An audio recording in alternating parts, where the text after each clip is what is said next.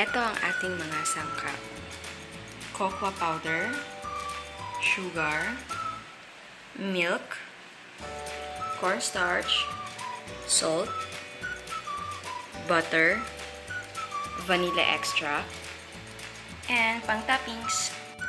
In a pan, combine all the dry ingredients.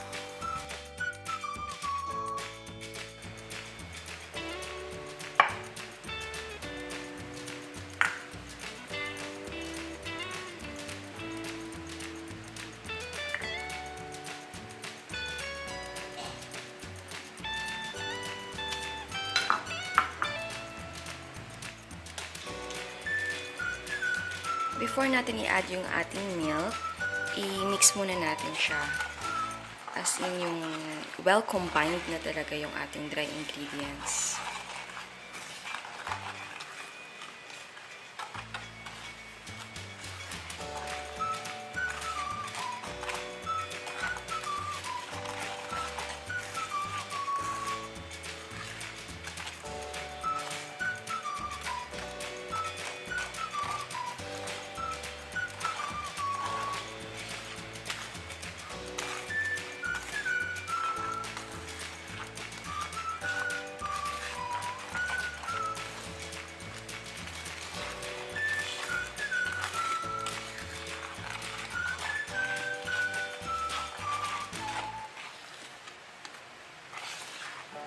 So, yan. Na-mix well na natin yung ating dry ingredients. So, mix natin yung ating milk.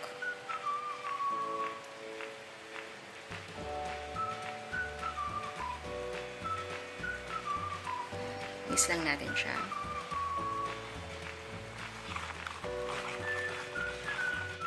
So, ayan. Nahalo na natin siya ng maayos. So, turn the heat on and cook over medium-low heat. So, just stir constantly. Lutuin natin siya hanggang mag-thick yung kanyang texture. Make sure to scrape the bottom of the pan and the sides. Malalaman mo kung malapit na siyang mag-thick kasi you will feel some kind of resistance on your ladle or on your whisk. Now, the mixture is thick. So, let's cook for another 2 to 3 minutes and then let's turn off the heat.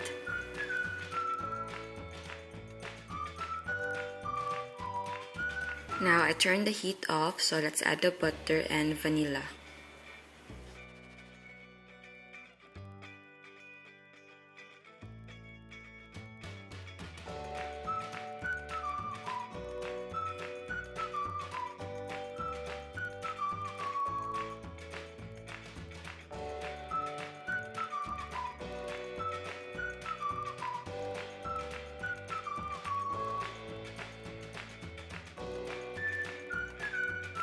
Set aside and let it cool.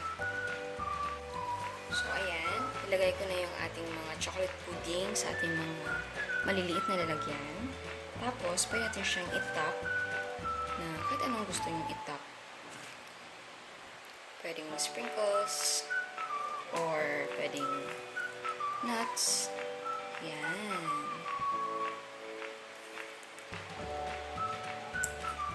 Tapos, pwede ka rin maglagay ng whipped cream. Ayan.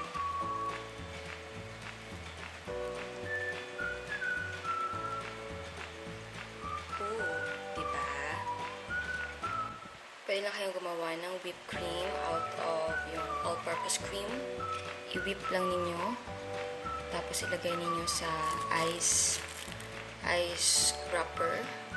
Tapos, butasan na ninyo and then, swirl na.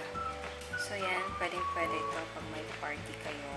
Tapos, kung maramihan naman yung guest ninyo at wala kayong mga maraming lalagyan, pwede yung mga salad cups. Yan. Oh.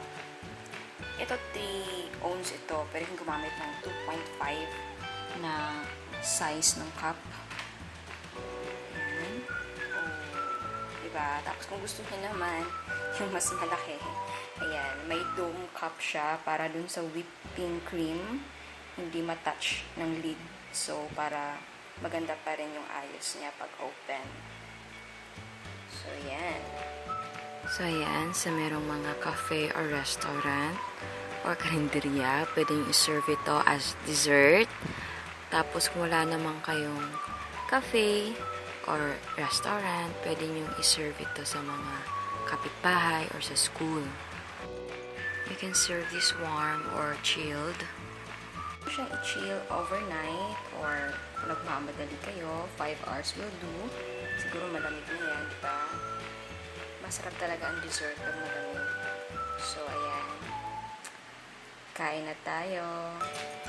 So, ayan. Favorite part, tikiman.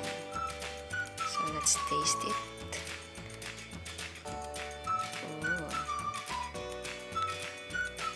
Ooh. Sarap. Ang sarap ng pudding natin. Chocolate talaga siya. Kaya, alam nyo, ang dali niya talagang gawin. No hassle. Tapos yung ingredients, makikita mo lang sa grocery. Ganun lang siya kadali. Naghahanap ng mga madadaling dessert sa mga parties. Wow.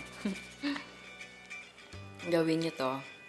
I'm sure hindi lang to patok sa kids party, pati na rin sa adults party. At lalo na sa mga chocolate lovers out there. So, kain na tayo! Thank you for watching. Please subscribe to our YouTube channel, like our Facebook page, and follow us on Instagram. Thank you!